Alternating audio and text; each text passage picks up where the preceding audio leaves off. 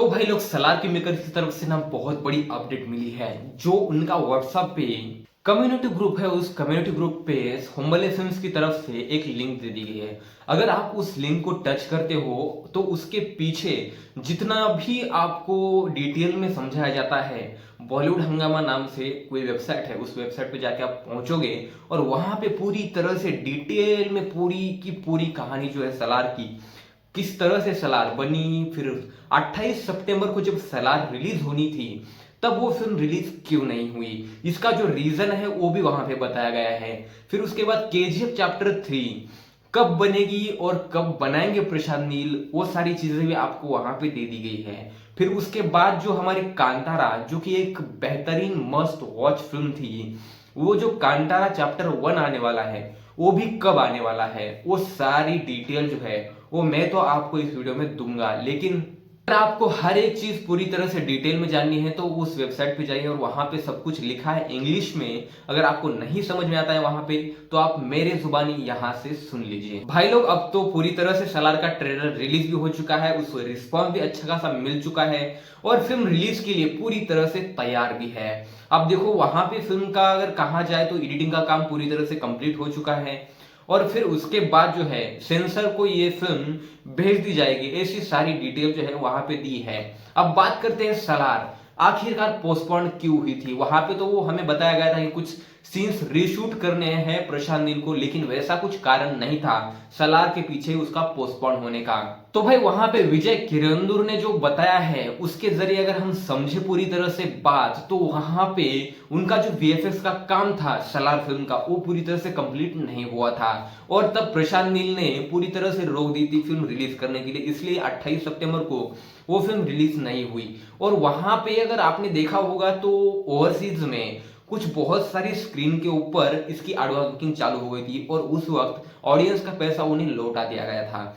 तो फिर ऐसा क्यों हुआ था, क्योंकि उस टाइम पे बारबिया और ओपनहेमर जो फिल्में थी हॉलीवुड की वो भी आईमैक्स में रिलीज हुई थी और उन फिल्मों की वजह से सलार को स्क्रीन तो नहीं मिल रही थी, ये भी एक कारण था।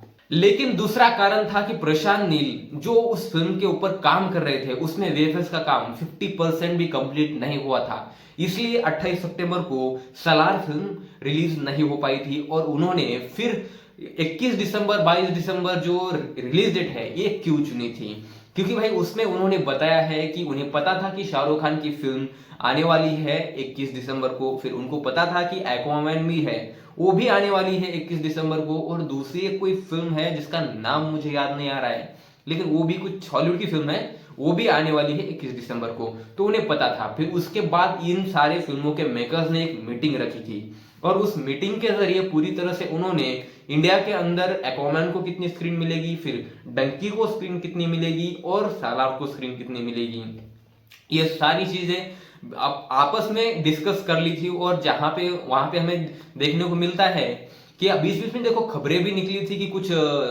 60-70 ऐसी कुछ स्क्रीन मिल रही है सलार और डंकी को, लेकिन ऐसा नहीं था। वहां पे उन्होंने साफ साफ मेंशन किया है कि 50% सलार को 50% डंकी को, इस तरह से स्क्रीन का जो है डिवाइडेड की गई है उन्होंने। अब देखो डंकी जो है वो साउथ में तो रिलीज नहीं हो रही, वहां पे तो पूरी तरह से सलार को स्क्रीन मिलने वाली है, लेकिन बॉलीवुड के अंदर यहाँ पे 50-50 स्क्रीन का जो है उनके अंदर डिस्कशन हो चुका है और 50-50 स्क्रीन उन्होंने एक दूसरे में बांट ली है। अब डिपेंड करता है कि वर्ल्ड ऑफ माउथ किस फिल्म का सबसे ज्यादा आता है और किस फिल्म की ऑक्यूपेंसी ज्यादा बढ़ती है। जिसकी भी ऑक्यूपेंसी बढ़ती है उसे स्क्रीन 60-70 कर दी जाएगी उस फिल्म की, अगर सलार की बढ़ती है तो सलार को कर दी जाएगी और डंकी की अगर ऑक्यूपेंसी बढ़ती है तो डंकी को 60-70 स्क्रीन जो है वो दी जाएगी और बाकी की जो है वो सलार को दी जाएगी। अब देखो भाई बात करें हम केजीएफ चैप्टर 3 की, तो केजीएफ चैप्टर 3 जो है वो रिलीज होगी कुछ 2025 में, क्योंकि वहां पे प्रशांत नील जब उनको फुर्सत मिलेगी और जो एनटीआर के साथ फिल्म कर रहे हैं, फिर सलार सीज फायर पार्ट 2 भी आने वाला है, ये सारी शूटिंग्स करने के बाद वो केजीएफ चैप्टर 3 की शूटिंग चालू करेंगे। और आपको पता ही होगा कि यश 19 की अनाउंसमेंट तो अभी अभी हुई है और यश 19 जो फिल्म है 2025 में अप्रैल महीने में रिलीज होने वाली है। अब वो फिल्म रिलीज होने के बाद उसके बाद जब केजीएफ चैप्टर 3 की स्क्रिप्ट लिखी जाएगी, उसका पोस्ट प्रोडक्शन का काम चालू होगा और उसके बाद उसकी शूटिंग चालू होगी। यही खबर वहां पे हमें पढ़ने को मिलती है। अब बात करें कांतारा की, तो कांतारा जो फिल्म है, कांतारा फिल्म का अभी अभी एक टीजर आया था, और टीजर को जिस तरह से रिस्पॉन्स अच्छा खासा मिला है, ये सारी चीजें वहां पे बाहुबली फिल्म वालों ने मेंशन की है।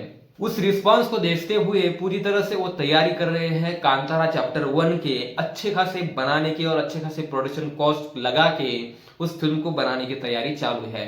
और फिल्म की आधी से ज्यादा शूटिंग जो है वो कंप्लीट भी हो चुकी है कहा जा रहा है। अब देखते हैं कि कांतारा चैप्टर 1 कब रिलीज होती है और हमें बड़े पर्दे पर कब देखने को मिलती है। अब देखो भाई, ये जो खबरें निकली थी कि 16 तारीख के बाद एक ट्रेलर आने वाला है प्रभास की फिल्म सालार का, तो यार ये खबर तो वहां पे मेंशन नहीं की है उन्होंने, कि इतना बताया है कि 15 तारीख को इसकी एडवांस बुकिंग चालू होने वाली है। बुकिंग चालू होने के बाद पूरी तरह से आप देखते हैं रिस्पॉन्स कैसा आता है कैसा नहीं फिल्म को, और उसके बाद कुछ शायद मेकर्स एक आध ट्रेलर निकाल दे, पता नहीं, क्योंकि ये न्यूज कंफर्म नहीं है।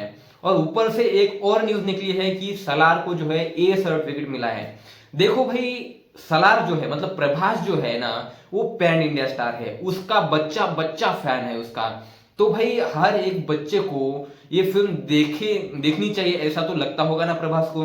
तो हर एक बच्चा फिल्म देखे, इसलिए क्या चाहिए, यूए सर्टिफिकेट चाहिए। अगर ये फिल्म मेकर ए सर्टिफिकेट लेके आते हैं तो बहुत सारे बच्चे जो है सलार फिल्म को नहीं देख पाएंगे। एक सबसे मेन और इंपॉर्टेंट बात कही गई है कि फिल्म का जो फर्स्ट हाफ है वो बस 1 ही घंटे का होने वाला है, और 1 घंटे के अंदर जो हमारे प्रशांत नील है वो बस सलार की जो है वो स्टोरी बिल्डअप करेंगे, और पूरी तरह से स्टोरी ही दिखाई जाएगी, और पूरी तरह से स्टोरी बिल्डअप होने के बाद प्रभास की एंट्री होगी, ऐसा वहां पे विजय किरगंदूर बाहुबली फिल्म्स वालों ने कहा है। 1 घंटे का फर्स्ट हाफ खत्म होने के बाद प्रभास की एंट्री होगी, ऐसा कहा गया है वहां पर। अब देखो, ट्रेलर के अंदर ही हमने देखा था कि 2 मिनट तक प्रभास की एंट्री तो होती नहीं है, और ना ही कोई प्रभास का सीन आता है, बस वो एक बच्चे का सीन आता है दोनों दोस्तों का। उसके बाद तो 2 मिनट तक कोई भी सीन प्रभास का नहीं आता है ट्रेलर के अंदर। और ट्रेलर का सेकंड हाफ जैसे चालू होता है वैसे बस पूरी तरह से प्रभास ही छा जाते हैं स्क्रीन के ऊपर। आखिरकार होता क्या है और किस तरह से प्रशांत नील हमें प्रभास को इंट्रोड्यूस करते हैं और प्रभास को किस तरह से बड़े पर्दे पर दिखाते हैं, वो देखना इंटरेस्टिंग होगा। दोस्तों, आई होप कि फिल्म यार बहुत ही बेहतरीन निकली और जबरदस्त निकली, यही चाहता हूं मैं। आपको क्या लगता है कि सलार फिल्म किस तरह की होगी और कितनी बेहतर बनी होगी, ये हमें कमेंट बॉक्स में जरूर बताना। अगर आपको ये वीडियो पसंद आया तो इस वीडियो को लाइक करो, शेयर करो, कमेंट करो, और आपके अपने बालाजी फिल्म वाला चैनल को सब्सक्राइब करना बिल्कुल मत भूलो। तो मिलते हैं किसी ऐसे ही सलार के ही इंटरेस्टिंग नेक्स्ट वीडियो में। तब तक ले लेता हूं मैं अलविदा। Take care, see you soon, bye bye.